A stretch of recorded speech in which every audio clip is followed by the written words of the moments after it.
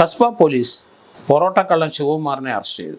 കഴിഞ്ഞ 10-20 വർഷമായി കേരളത്തിലും തമിഴ്നാട്ടിലും നിരന്തരം മോഷണം നടത്തുന്ന വ്യക്തിയാണ് ശിവകുമാർ. തമിഴ്നാട് മാർത്താണ്ഡ സ്വദേശിയാണ്. അദ്ദേഹം അവിവാഹിതനാണ്. ഇപ്പോൾ 48 വയസ്സുണ്ട്.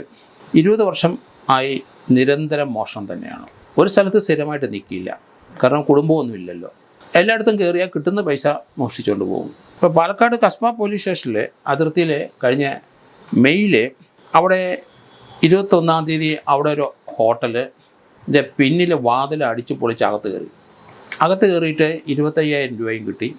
ഒരു മൊബൈൽ ചാർജറുണ്ട്, അതും എടുത്തു. കാരണം മൊബൈൽ ഉള്ളതുകൊണ്ട് അത് ആവശ്യം വരുമല്ലോ, അതുകൊണ്ട് അതും എടുത്തു.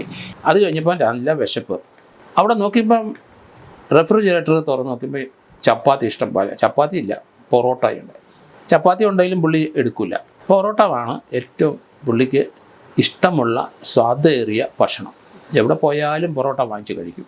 അവിടെ പൊറോട്ട കണ്ടപ്പം അതെടുത്ത് ചൂടാക്കി. ഫ്രിഡ്ജിലുണ്ടായിരുന്ന ബീഫ്, കാളയിറച്ചി, അത് നല്ല ചൂടാക്കി അതും ഇത് രണ്ടും കൂടെ ചേർന്ന് വയറ് നിറയെ മുഷ്ടാന്ന് കഴിച്ചു.